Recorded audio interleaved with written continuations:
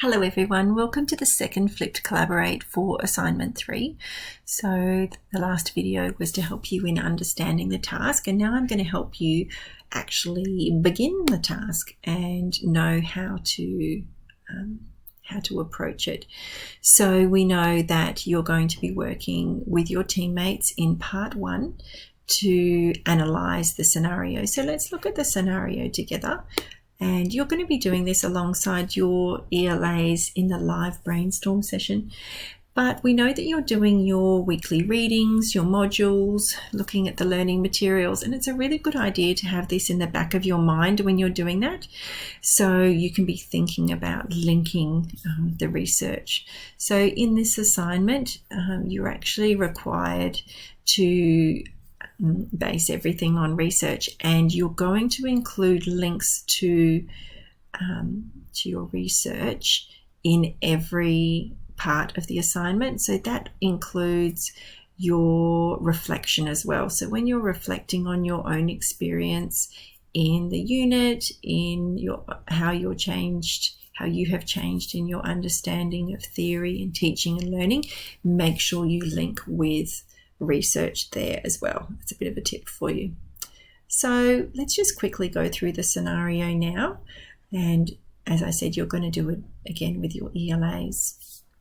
So here we go. In a foundation classroom, the teacher schedules time in the day where the children are seated at shared tables of 6 to complete their lessons, and at other times they can select play-based learning activities and work on the floor or at smaller tables. These activities include materials such as construction sets, card games, drawing, and numeracy and literacy loose parts. The teacher takes this time to support some of the children who need additional learning support with the lesson. Grace, Chi, and Priyanka are 3 friends who were effective learners but sometimes avoid some of the other children, especially during the play activities. Priyanka's mother has informed the teacher that she is being bullied at this time by some of the other children. The teacher is surprised by this information and considers options for improving the situation. So this scenario is very brief. We know it's very brief. And just think of it in terms of how you can use the information here to demonstrate your solid understanding of theory. So we're not going to extrapolate from this. We're not going to deviate or make up anything beyond this. You're going to use the information that's included here, and all of the information has been included for a reason, to help you decide upon the best way and the best theory that would assist this scenario, this classroom, this learning environment. So what do we know? So first of all, we know this is a foundation classroom. So right off, we know the age range of the students in the classroom, and we know something about them. We know that the children have specific ways that they learn. They have a developmental level. So looking into that might be helpful to you. We know a little bit about how they communicate and how they learn just because of the age range. We know there's a teacher and we have a class of children. We know that we have 3 named students. So we have Grace, Chi, and Priyanka. And we know that Priyanka's mother has identified an issue to the teacher. So it's really important in this assignment that we support all stakeholders. So who are the stakeholders? We've got a teacher, we've got 3 named students, we've got the whole class of children, we've got Priyanka's mother, but we also have the families that advocate and represent all of the children in the class as well. So you can see that we have quite a few different stakeholders. And when you're considering how best to support the students, you're going to be supporting Priyanka, obviously, And now that her mother has identified this and working out what's not working, what can be improved, and how can we do that? Remember that the teacher as well is a stakeholder. So just a bit of a tip there for you. Make sure that you have that sort of wide thinking when you create your new scenario for step 4. Okay, so that's the scenario. As I said, you'll be doing that with your ELAs. I'm going to pop over to back over to our Padlet. Don't we love a Padlet?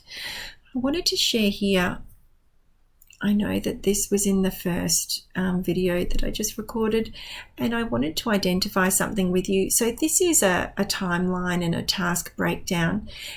If you have a team that would like to use a different one, absolutely you can. So if everybody's on board and everybody would like to use a different timeline, that's absolutely fine. If not, this is your best way to move smoothly through the task. But irrespective of your team and how they're going to move through it, we do have a deadline here of Wednesday of week 9.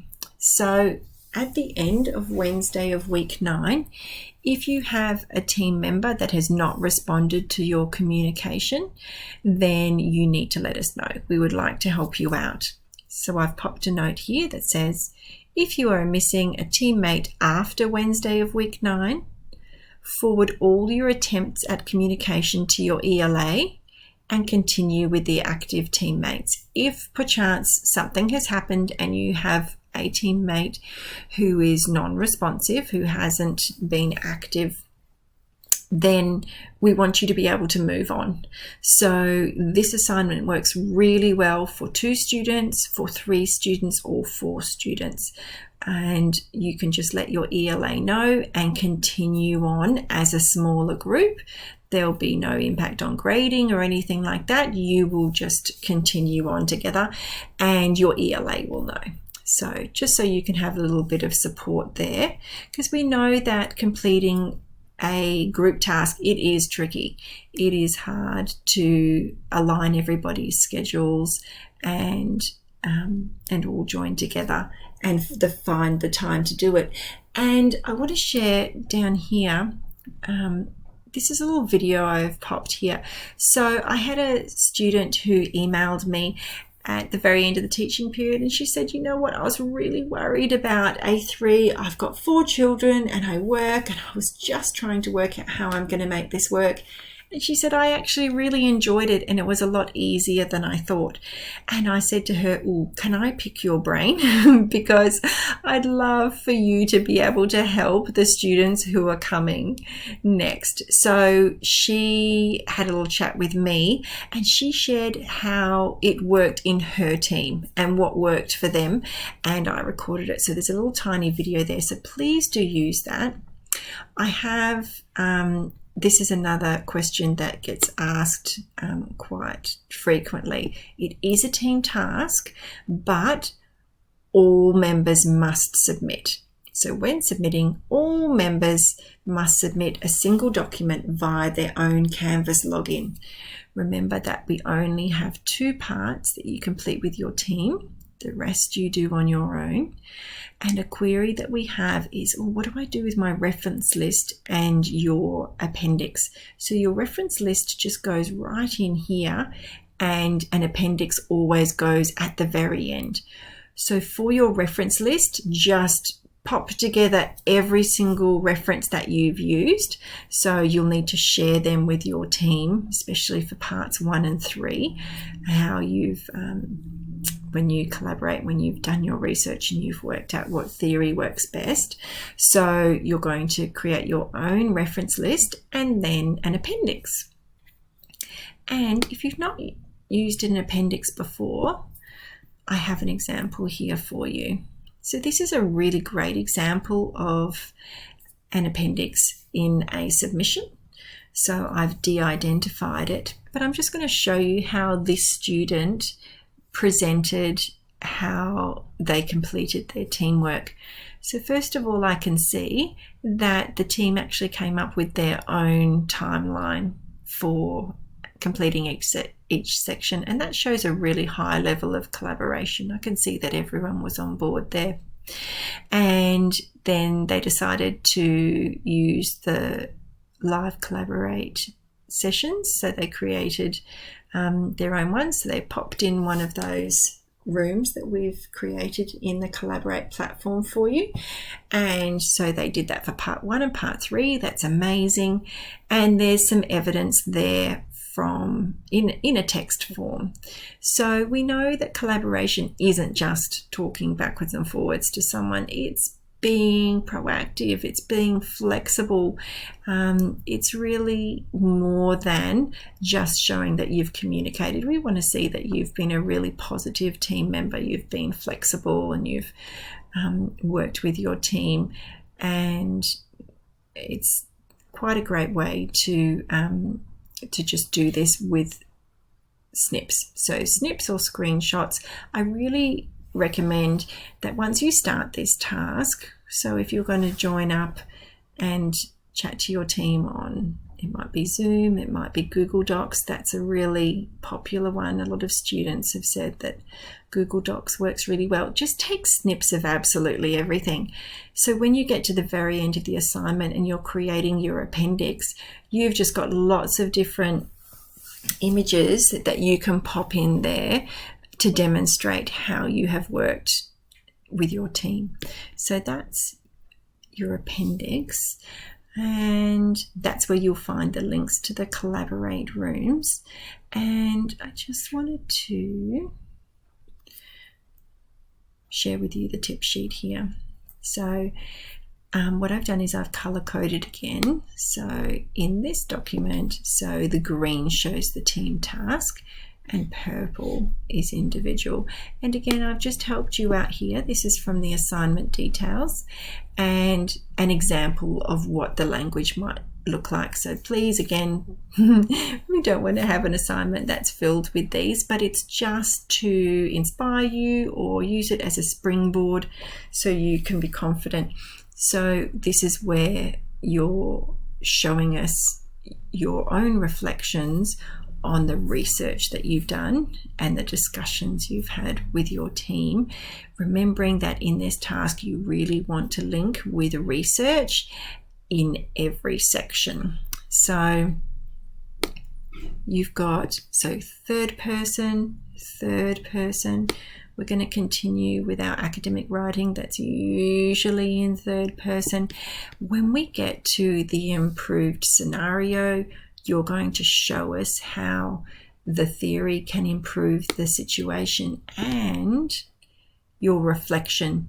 This is where you're highly likely to go into first person. So you're going to move into showing us your own understanding or your own experience. So an example is reflecting on my own learning across this unit. Looking at how my understanding of learning has changed, I now view, and just make sure you link to research there. This is a great place to link to theory. And then you're going to finish with your appendix. And that's going to help you get through the assignment. So remember that we have our live sessions to support you. So we're going to have our live brainstorming session, our Q&A opportunity. I really encourage you to pop in and listen to those tips from the student, and we would love for you to enjoy this assignment. It's a great way to get to know your fellow students. A lot of students enjoy getting to know each other. Sometimes it's harder when we're not face to face, and this is a great way to do this. So all the best for A3, everyone. If you've got any questions as you go through the assignment, do pop back to our frequently asked questions. If not, your ELA would love to help you out. So all the best, everyone. Bye.